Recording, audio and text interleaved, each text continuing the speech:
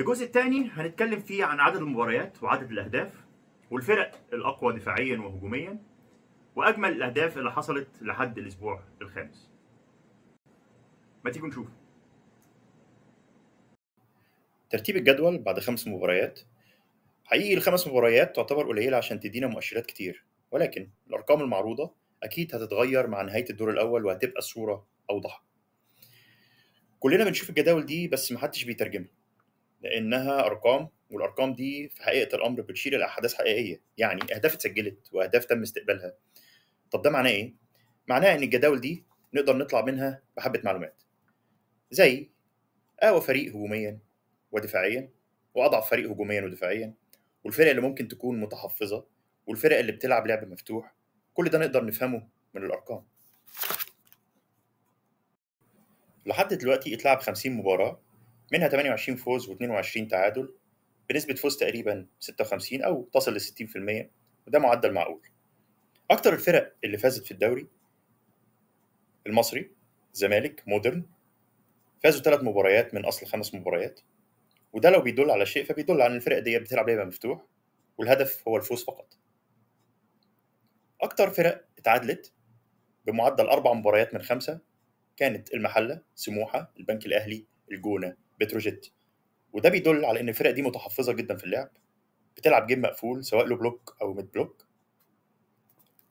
نفس الفرق برضو بدون خسارة خالص في ال5 مباريات هي المحلة وسموحة والمصري والجونة وبتروجيت. طبعا هيزيد عليها النادي المصري المتصدر بآمال وطموحات مشروعة جدا.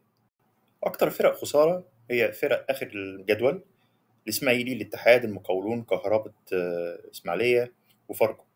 حقيقة خسروا 3 مباريات من أصل 5. يمكن الإسماعيلي فاز مباراة والاتحاد فاز مباراة فقط، لكن الباقي كله خسارة أو تعادل. ده بيدل على عدم الانسجام وعدم التوفيق، وإنهم مبدئيا فرق تقدر تاخد منهم 3 نقط بكل سهولة. نروح بقى للفرق اللي متوقع إنها تنافس على الدوري السنة دي.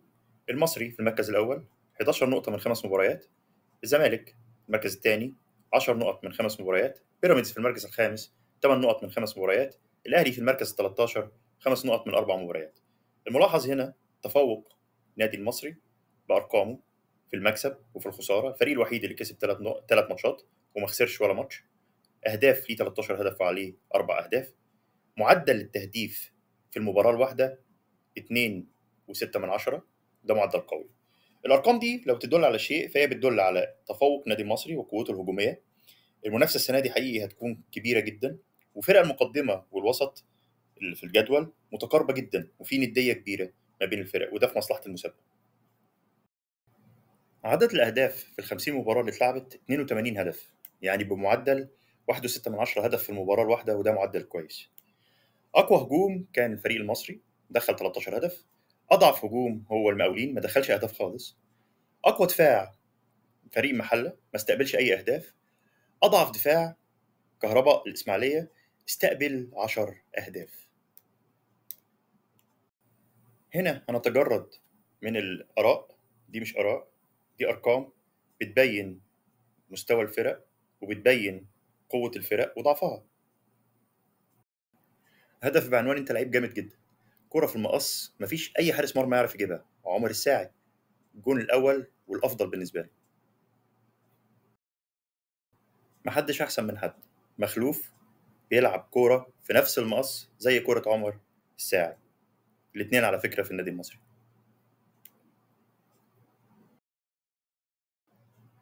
مدفع رمضان جه بدري، عمرو السولية كورة بوم، أحمد الشيخ إيه ده يا شيخ.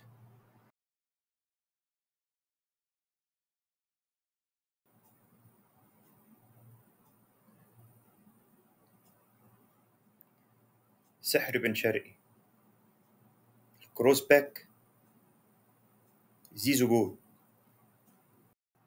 أي هجمة في الكورة على 4 مراحل: بناء وتطوير وهجمة وجول، زيزو عمل ال4.